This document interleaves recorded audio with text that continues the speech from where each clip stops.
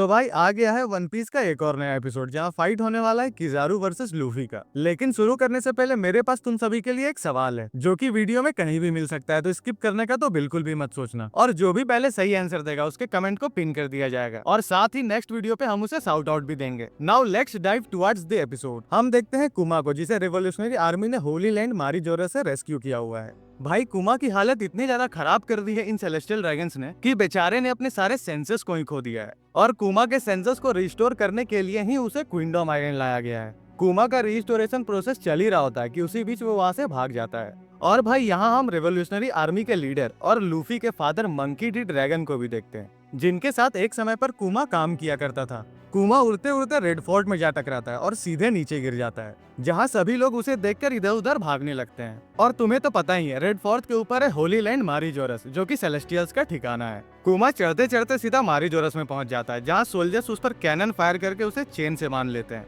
पीछे से सारे सो कॉल्ड सेलेस्टियल्स खुश हो रहे थे कि उन्होंने कुमा को पकड़ लिया, लेकिन कुमा शॉकवेव का यूज करके उस जगह को पूरी तरह से तबाह कर देता है। सारे सोल्जर्स इधर उधर फेंका रहे थे और इसे देखने के बाद तो सेलेस्टियल ड्रैगन्स की फट के हाथ में आ जाती है। यहाँ हम देखते हैं कि कुमा की हालत कुछ ठीक नहीं है, क्योंकि एक तो उसकी बॉडी ने इतना डैमेज झेला है और साथ ही वो बिना रिकवर हुए उस आइलैंड से भाग गया था। तभी वहाँ अकाइनो आ जाता है और कुमा से कहता है, तुम पहले रेवोल्यूशनरी आर्मी को ज्वाइन करते हो और फिर ये तबाही।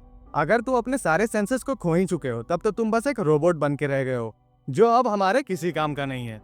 तभी पीछे से एक सेलेस्टियल सोल्जर के सर पर पैर रखते हुए अल्काइनो से कंप्लेन करता है कि उसकी फूड सप्लाई में शॉर्टेज चल रही है। भाई आखिर कितने बेवकूफ है ये सेलेस्टियल्स। फिर सेलेस्टियल्स कहते हैं, वैसे भी कुमा हमारा स्लेव ही था, अगर तुम इसे मार भी दोगे तो हमें कोई फर्क नहीं पड़ने वाला, तो जल्दी से इसे यहाँ से हटाओ। अल्काइनो कुमा से कहता है, अगर हम तुम्हें कंट्रोल नहीं कर सकते तो तुम्हें ऐसे खुला छोड़ भी नहीं सकते। न जाने तुम और कितनी तबाही मचाओगे, तुम्हें तो मरना ही होगा। वो उसके फेस पर अपने लावा से अटैक करता है, जिसके कारण कुमा का ब्लड निकलने लगता है। तभी अल्काइनो कहता है, मुझे पता नहीं था कि तुम्हारे अंदर से भी नॉर्मल इंसानों की तरह ही ब्लड निकलता है। इस अटैक के बाद कुमा बहुत ही ज्यादा डैमेज हो जाता है और वो वहाँ से भागने लगता है, लेकिन अल्काइनो उसे इतने आसानी से जाने देने वाला नहीं था। वो उस पर कंटिन्यूअसली लावा अटैक करता है और एक अटैक उसके पैर में जा लगता है। फिर कुमा जल्दी से अपना पावर का यूज करके वहाँ से भाग जाता है और इधर अल्काइनो खड़ा खड़ा अपने फ्लैशबैक को याद करता है, जहाँ उसने एक आइलैंड को पूरी तरह से जला दिया था और वहाँ उसने बोनी को भी पकड़ के रखा था, जो कि असल में कुमा की बेटी है। बोनी उससे कह रही होती है कि तुम सभी के कारण ही मेरे फादर आज इस हालत में है,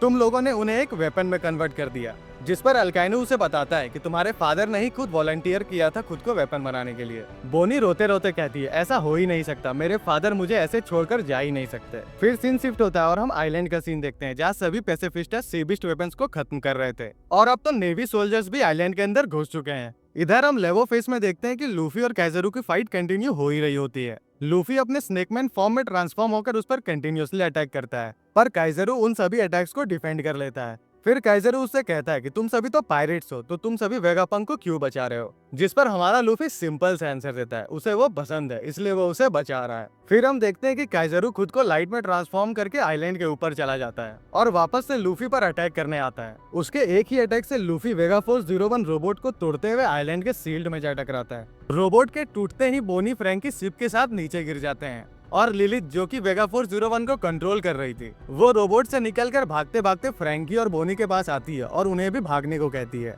क्योंकि वेगापंक 04 रोबोट अब सेल्फ डिस्ट्रक्ट होने वाला है। उनके कुछ दूर जाते ही रोबोट फट जाता है और उसके ब्लास्ट से ये तीनों भी थोड़ी दूर फेंका जाते हैं। फिर हम देखते हैं कि काइजरू अब उनके पास आ जाता है और बोनी से कहता है, तुम तो काफी बड़ी हो गई हो। तभी बोनी उस पर अटैक करने जाती है, लेकिन काइजरू उसके अटैक को डॉज करते हुए उसे ही हवा में उड़ा देता है। ये देखते ही फ्रैंकी रेडिकल बीम से उस पर अटैक करने ही वाला होता है कि काइजरू वहाँ से गायब हो जाता है। फ्रैंकी बिना समय गवाए अपने क्रू को कॉल करता है और बताता है कि काइजरू वहाँ आने ही वाला है, तो जितनी जल्दी हो सके वहाँ से निकलो।